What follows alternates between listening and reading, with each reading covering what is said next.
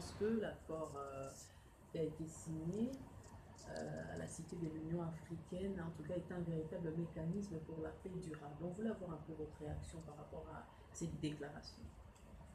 Je vous remercie pour la question, madame. Et il faut dire d'abord que pour nous, nous ne nous attendions pas à une autre déclaration de la part des chefs d'État qui étaient réunis en Angola, à part celle qui a été faite dans la mesure où tous les chefs d'État qui étaient là présents ont des problèmes similaires à ceux de la République démocratique du Congo. Donc, revenir sur la question du respect de la Constitution, des élections qui s'organisent dans des délais constitutionnels et du respect des aspirations du peuple congolais serait pour eux de se condamner eux-mêmes. Et donc, ils ne pouvaient aller que dans le sens, n'est-ce pas, d'appuyer l'accord qui a été trouvé, mais qui est reconnu aujourd'hui comme un accord qui n'est pas inclusif dans la mesure où les participants au dialogue eux-mêmes ont laissé cet accord ouvert pour que toutes les autres forces politiques et sociales qui n'ont pas participé au dialogue puissent le ratifier, puissent y adhérer. Donc, quelque part, cette ouverture démontre que le dialogue n'était pas inclusif, l'accord lui-même n'est pas inclusif, et donc, on devait, dans le cas de cette conférence, de cette réunion, appeler le président Kabila à pouvoir organiser un deuxième dialogue comme nous sommes en train de le demander. Donc pour nous, ce n'est pas une surprise parce que nous savons tout compte fait que les présidents de la sous-région de l'Afrique centrale ou de l'Afrique des pays des Grands Lacs sont tous dans des pétrins par rapport à la démocratie, par rapport à l'élection, aux élections. Et donc, ils ne pouvaient que se soutenir mutuellement. Alors, vous ne pensez pas que, selon les chefs d'État de la CIRGL, que les dialogues restent la seule voie pour régler les contradictions, et qu'on a laissé cette ouverture, c'était justement pour que les gens adhèrent, parce qu'ils ont appelé les parties prenantes à chercher des solutions de manière pacifique pour régler la crise?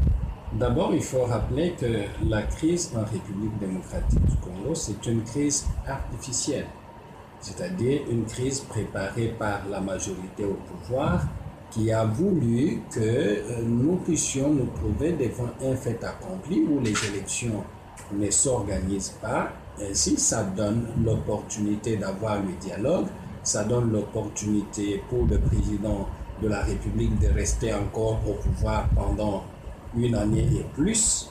Et donc, nous pensons que c'est un coup qui a été préparé depuis bien longtemps par la majorité, et la majorité a réussi. Pour nous, la voie de la paix, c'est le respect de règles que nous nous sommes données. Vous vous rendez compte qu'en 2006, il n'y a pas eu de dialogue pour organiser les élections. En 2011, nous avions appelé au dialogue après que le président Kabila ait gagné les élections. La réponse qui nous avait été donnée est que par rapport à tous les problèmes qui ont été posés, les institutions vont y trouver des solutions. Aujourd'hui, ces mêmes institutions sont en place, elles sont capables de trouver des solutions aux problèmes qui sont posés, mais nous constatons qu'elles sont incapables et on appelle au dialogue. Donc, le dialogue d'aujourd'hui, c'est un dialogue qui a été en fait orienté pour, n'est-ce pas, faire accepter aux participants la ligne de conduite qui était déjà tracée par la majorité. Mais il y avait quand même des problèmes avec les élections de 2006 et 2011, il y avait des contestations.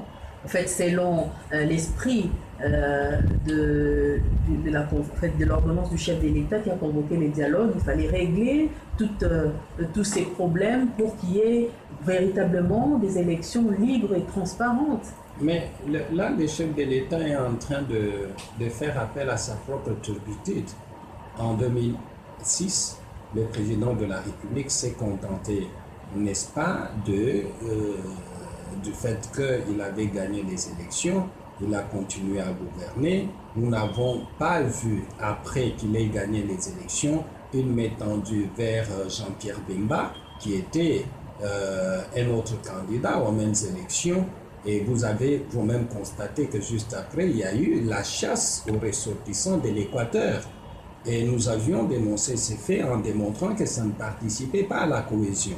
Mais on a fait fi de toutes ces propositions parce qu'on était sûr que constitutionnellement, on était couvert par cette élection.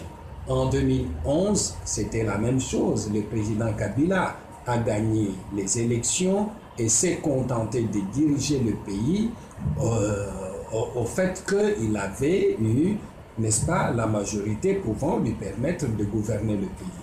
Il n'a pas tendu la main à l'opposition, encore moins aux organisations de la société civile, pour pouvoir discuter des questions liées à la manière dont les élections s'étaient passées, malgré qu'il y a eu des fraudes énormes et des violations de droits de l'homme graves.